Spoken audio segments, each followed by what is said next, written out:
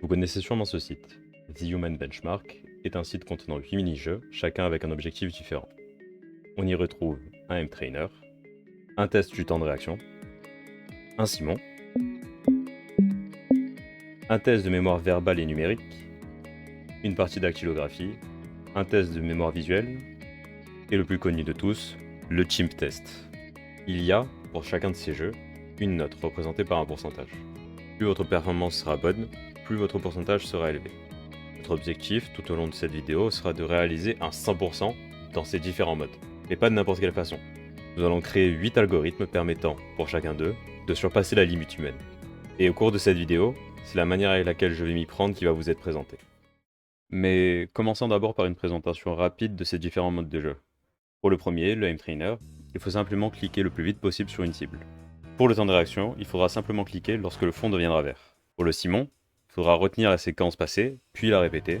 Le test de mémoire verbale consiste à dire si un mot a déjà été présenté ou s'il est nouveau. Pour la mémoire numérique, il faut retenir la suite de chiffres affichés à l'écran. La dactylographie consiste simplement à taper vite sur son clavier. Il faudra retenir les motifs affichés à l'écran pour la mémoire visuelle. Et finalement, pour le Chimp Test, il faut retenir le chemin qu'empruntent les nombres affichés à l'écran. Ici, vous pouvez voir des résultats atteignables pour le commun des mortels, et notre objectif est d'obtenir 100% pour chacune de ces épreuves. Pour ce faire, voici la démarche à suivre. Nous allons commencer par observer le code source du site web afin de comprendre ce qui y est modifié, et ce, dans le but d'expliquer à notre machine ce qu'elle a à faire. Car pour réaliser notre défi, nous allons faire du web scraping, ce qui permet de récupérer le contenu web présenté sur la page. Revenons donc à nos épreuves.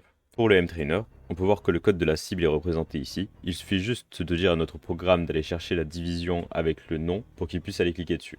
Le temps de réaction, quant à lui, voit le nom de sa classe modifié, comme pour la séquence et la mémoire visuelle, ce qui rend facile la condition à donner pour faire fonctionner le code. Pour la mémoire verbale, nous allons remplir une liste des mots qui vont être affichés, et à chaque itération, nous vérifierons si le prochain mot est présent dans la liste ou non. La mémoire numérique demande seulement d'enregistrer le nombre inscrit puis de le renvoyer en réponse.